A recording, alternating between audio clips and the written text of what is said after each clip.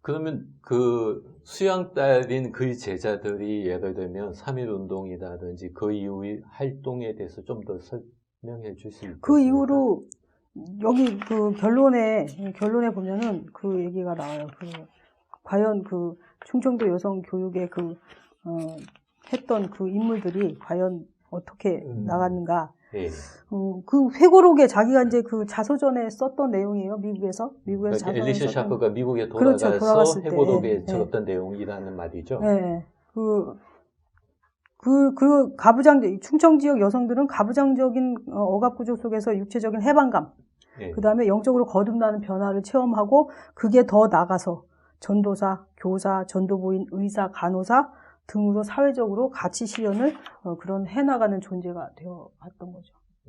그 대표적인 여성으로는 뭐 김연경이라든가 노마리아라든가 뭐 전밀라 다 그 공주 여학교 출신들이죠. 결국 엘리셔 샤프가 키워낸 제자들이 1920년, 30년 또는 40년에 한국 교회의 어떤 기둥들이 되어졌다. 여성들의 어떤 역할이 해줬다. 그렇게 비단 충청 공주 지역뿐만이 아니라 어느 지역에서건 한반도 전역에 여성 선교사들이 들어와서 했던 것은 여성 교육이에요. 그들이 여성 교육, 기독교 정신의 그 가치를 배경으로 여성 교육을 하다 보니까 평등, 그리고 이제 그 저항감, 그 비속감에서 벗어날 수 있는 의식이 형성되는 거죠. 잠깐 제가 오늘 저희들이 그 영맹학교를 지나서 그 위쪽에 선교사들이 살았던 집을 가봤고, 그 위에 선교사와 어떤 자녀들이 무덤을 있었는데, 제가 보면서 좀 궁금한 게 있어서 이제 최 박사님한테 묻겠습니다. 그 보니까 한글 이름은 우광복이고 조지 윌리엄스. 근데 그게 제가 인상적인 게 하지 중장의 통역관이라고 되어 있더라고요. 네, 맞아요. 이게 무슨 말인지 좀 설명해 줄 수 있겠습니까? 그 윌리엄스 선교사가, 그러니까 조지 윌리엄스 선교사 아버지가 여기 공주 스테이션을 중심으로 해서 선교를 했어요. 그러니까 충청남도 전역에 그 선교 담당 1907년에 들어오지만 그 아까 얘기했던 샤프 있죠. 샤프의 남편이 1906년에 죽어요. 그래서 그 후임으로 들어온 게 바로 윌리엄스예요. 그러면 조지 윌리엄스의 아버지. 그럼 이 조지 윌리엄스는 한국에서 태어난 그렇죠. 한국에 태어났죠. 그게 선교사의 아들이네. 한국에서 첫 딸은 잃어요. 첫 딸은 죽죠. 아까 묘지에 그 첫 딸내미 묘지가 있었잖아요. 올리브 윌리엄스라고. 이 조지가 한국에 여기 공주에서 태어나서 결국 영명학교를 다녔겠네요. 그렇죠. 근데 이제 그 이제 아버지 윌리엄스는 굉장히 좀 의식이 굉장히 깨인 사람이에요.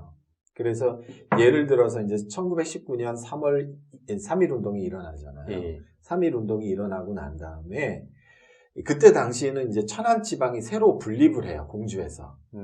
그래서 이제 그 병천이라든지 조치원이라든지 뭐 이런 데서 3.1 운동이 굉장히 거세게 일어나요. 그러니까 천안 지방에 있는 교회에서, 그러니까 윌리엄스가 이제 감리사로 있는 지역에서 3.1 운동이 굉장히 크게 일어난다고요.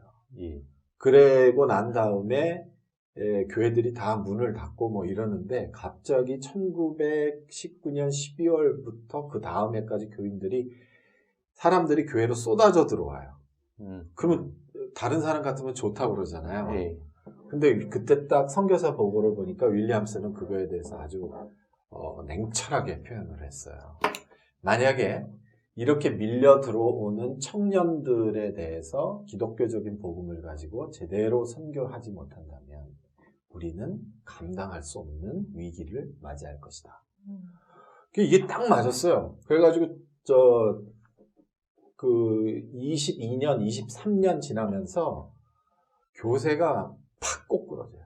천안 지방 각 교회 교세가. 그 정도로 이 양반이 분석력이 뛰어나고 똑똑해요.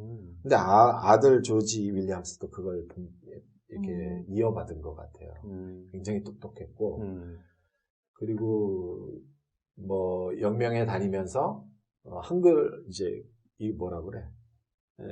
한글 쓰는 거는 물론 이제 한국말에 능수능통했기 때문에 해방 후에 하지 중장의 통역관이 되는 거죠. 그러니까 하지 같으면 그 일본에서 그 유엔 그걸로 활동했던 미군정의 총사령관이었잖아요. 그렇죠. 그러면 그게 어떤 통역관이면 예를 들면 그 당시 통역관이면 결국 한국의 대통령은 모든 있잖아요. 정치인들의 어떤 비서요, 세크리터. 그리고 모든 그 일정을 다 짤 수 있어요, 그 사람이. 이 조지가요. 조지가. 그리고 뭐라고 얘기해야 되나? 당시 이제 미 군정에서는 이제 군정 고문들을 막 이렇게 앉히는데 한국 사람들을 앉힐 거 아니에요. 그렇죠. 예?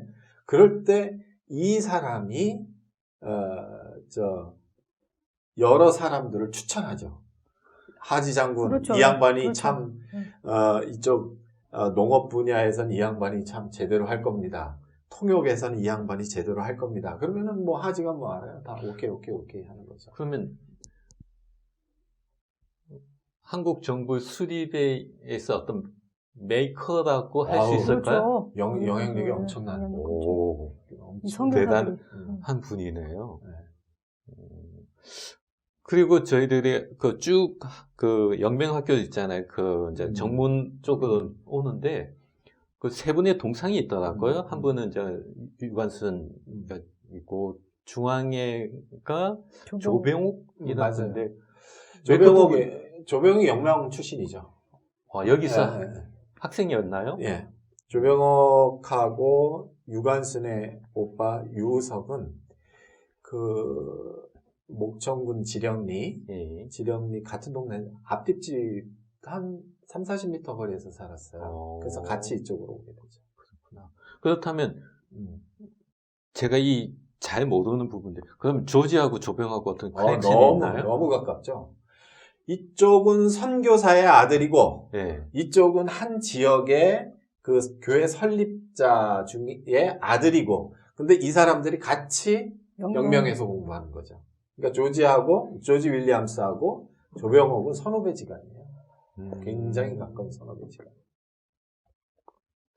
그런데 이걸 연결해 주는 게 누구였냐면 그 이면묵이라고 있어요. 이면묵은 평양 광성학교. 이제 평양에 그 남산현교회가 세운 학교가 나중에 발전해서 광성교회가 되는데 학교가 되는데 이게 감리교예요. 그러니까 여기하고 같은 감리교야.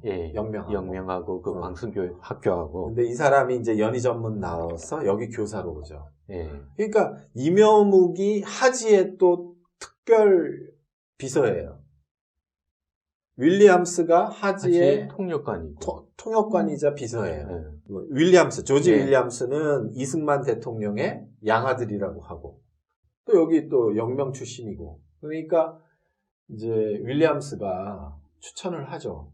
조병옥, 우리 선배님, 경무국장, 그때는 경무국장이 제일 중요하니까. 경무국장 같으면 지금은 경찰청장인데, 모든 치안을 담당하는 사람이에요. 모든 치안을 담당하는 사람. 그러니까 재밌어요.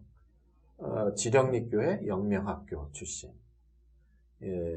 이명우 광성학교 영명학교 교사. 그 다음에 윌리엄스 영명학교. 결국 영명학교 출신이 어떤 해방 전국의 한국의 어떤 역사의 한 키를 잡고 있었다. 제일 중요한 키를 갖고 있었어요. 이렇게 이제 해서 이해하면. 그렇게 하면 돼요. 황 박사님, 오늘 저희들이 보았던 앨리스 샤프의 여성을 위한 전도 사업과 교육 사업, 그리고 그들의 어떤 제자들이 그 이후 한국의 여성들의 어떤 전 지역에서 역할을 했던 것을 보았는데, 저 추가해서 얘기할 내용 있습니까? 아까 얘기했잖아요. 그 차별과 억압 구조 속에 살던 여성들이 이제 복음을 받아들이고 교육을 이제 통해서 뭔가 자기 자신의 자존감을 찾아가면서 그게 사실은 그 앨리스 샤프의 목적과 사상, 교육 사상이기도 한데 그 결과가 결국은 나타나요.